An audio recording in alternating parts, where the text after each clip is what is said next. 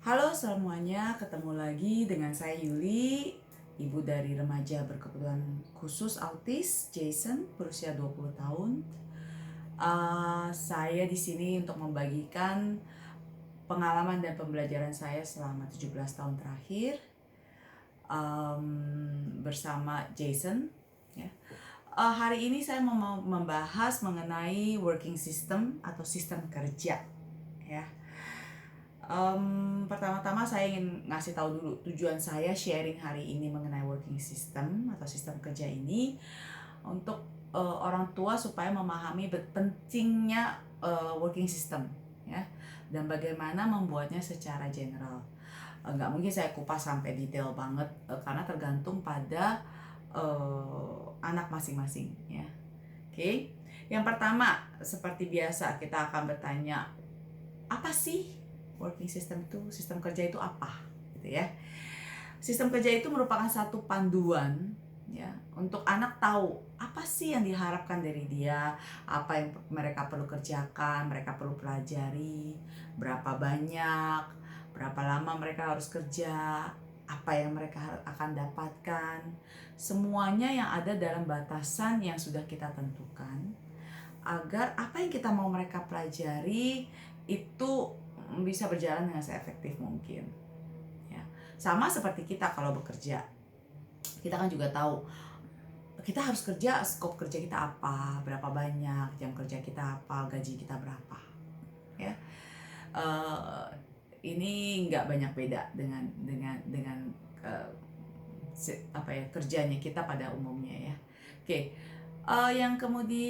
Kemudian working system ini sudah mengandung motivasi dan boundary di dalamnya. Jadi yang belum tahu tentang motivasi, ada di video sebelumnya. Boundary ada juga di video sebelumnya. Boundary itu ada justru di seri ketiga, part ketiga seri belajar, ya. Oke. Sistem kerja ini juga perlu diketahui, ini adjustable, jadi bisa dirubah, ya, tergantung respon dari anak, tergantung progres dari anak, tergantung kondisi, tergantung waktu, ya. Kalau nggak efektif, ya, nggak bekerja dengan baik, berarti harus kita rubah, ya. Kemudian perlu diketahui, nggak semua anak perlu. Ada anak yang udah dasarnya patuh, gitu ya, compliance, mau kerja karena ada rigidity. Jadi aku pokoknya harus finish the task, aku harus kerjakan tasknya, harus selesai gitu loh. Jadi kalau nggak selesai itu nggak bisa. Nah, tapi buntut-buntutnya terkadang kita lihat mereka buru-buru ngerjainnya asal biar cepat selesai doang. Nah itu kita juga nggak mau, karena kita maunya belajar kualitasnya bagaimana. Jadi nggak hanya selesai tok, tapi apa yang kamu pelajari, gitu ya. Belajarnya juga dengan efektif. Nah, tapi ada juga anak yang awal-awalnya patuh-patuh aja waktu masih kecil. Lama-kelamaan makin besar, susah gitu loh. Mereka udah gak mau lagi, karena udah makin sulit gitu yang harus dipelajari gitu ya. Nah, itu udah susah kalau dari awalnya tidak ada working system. Ya, jadi mungkin kalau anaknya masih kecil ya mungkin kita sudah harus mulai tanamkan dulu sistem kerja itu apa. Jadi supaya mereka tahu di dalam dunia ini semuanya ada aturannya, ada guideline-nya gitu ya, ada sistemnya lah gitu ya.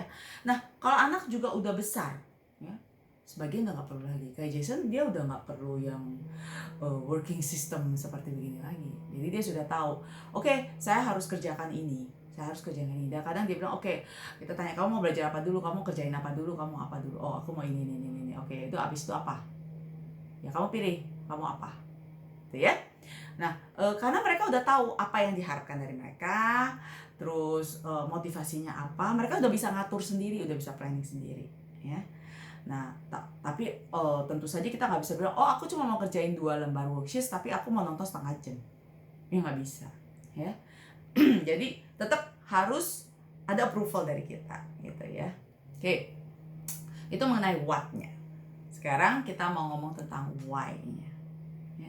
Kenapa sih anak itu butuh working system? Ya. Coba andaikan diri kita. Kalau kita nggak tahu apa yang diharapkan dari diri kita, kita harus kerjanya berapa banyak, apa aja yang harus kita kerjain, berapa lama, nggak ada bayangan apa yang harus kita dapetin. Sulit kan untuk memotivasi diri kita terus-terusan untuk mau tiap hari kerja. Ya, apalagi kalau kerjanya udah susah, capek dan sebagainya. Ya. Juga untuk membantu kita bertahan. Kalau ada yang susah, ada yang sulit, kita nggak bisa, kita nggak suka, aduh, yaudah dah, tetap kerjain lah supaya karena nanti abis ini nih tinggal dikit lagi nih, tinggal 2 bintang lagi nih, kita udah bisa dapetin rewardnya, apa yang kita suka, apa yang kita mau, apa yang kita inginkan. Ya, kemudian alasan yang lain adalah supaya nggak maksa terus, nggak berantem terus gitu kan, karena ada sistem, ya, ada aturan yang jelas gitu. Misalnya nih anak nggak mau nyatet, ya udah nggak ada bintangnya. Kalau bintangnya nggak cukup, ya kamu nggak dapat HP, as simple as that, ya. Nah tapi harus ada boundary ya, jangan nanti nggak dapat HP, ngomongnya nggak dapat HP tapi nangis kesian, udah dikasih HP, ya udah sistemnya udah nggak bekerja, boundary-nya nggak ada. Oke. Nah ini sistem kerja ini juga merupakan bagian dari boundary dan compliance atau kepatuhan, ya.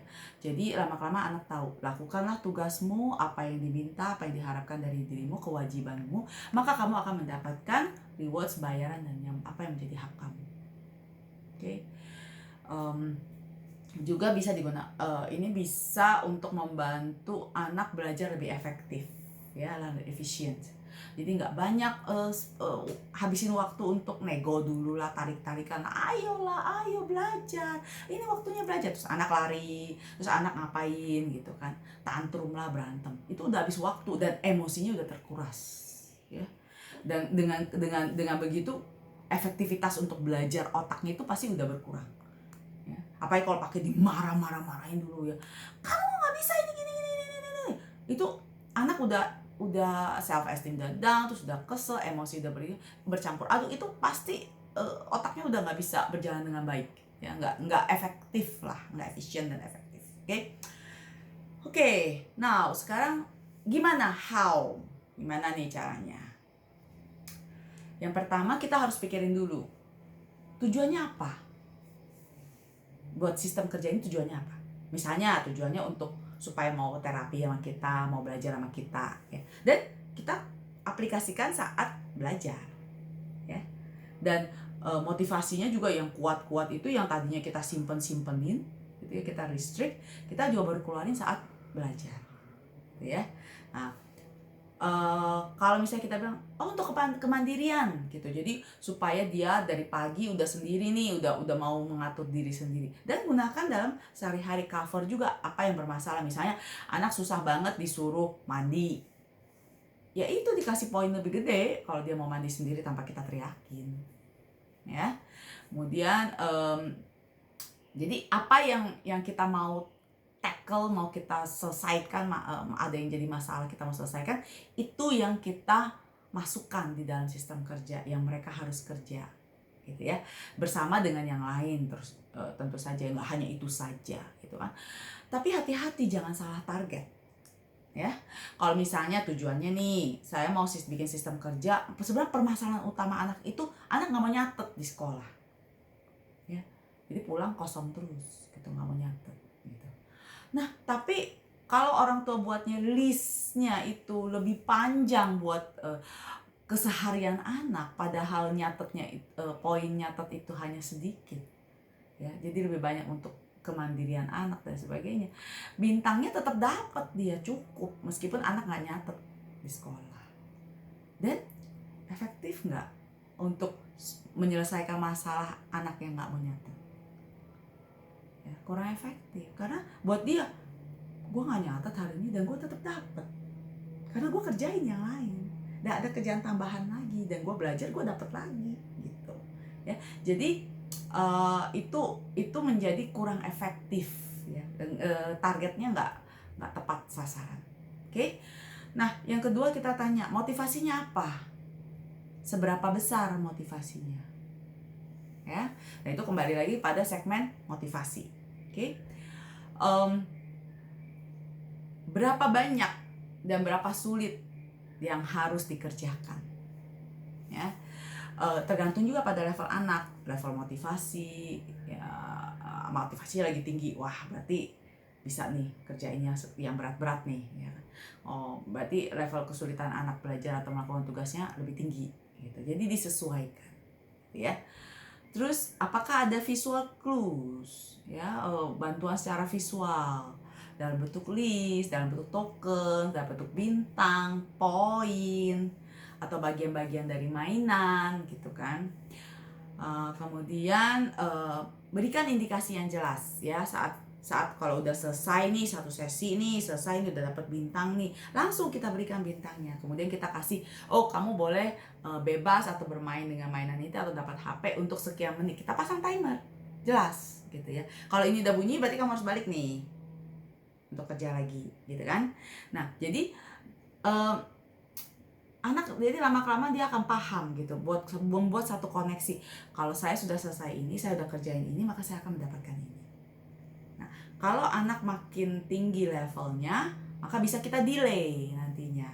Oh, kamu akan dapat itu kalau misalnya kamu sudah selesai semuanya dalam hari ini, maka kamu akan dapetin ini sekian menit. Gitu, ya, HP lah atau komputer lah atau apa, ya. Oke, itu di how-nya. Kemudian cara-caranya nih. Cara-caranya. Salah satunya, oke, kita coba di sini. Misalnya, kalau untuk anak-anak yang baru saja memulai, mungkin kita bisa ambilkan kayak yang begini-begini atau ambil apa aja lah, benda apa saja gitu ya. Nggak perlu yang disukai anak, ya. Jadi mungkin anak sudah tahu nih, misalnya dia harus memindahkan dari sini ke tempat yang lain misalnya. Mungkin awal-awal kita akan oke lah, kita kasih secara free, suruh masukin doang gitu kan, suruh masukin gitu kan. Nanti abis itu kita suruh ngelakuin sesuatu.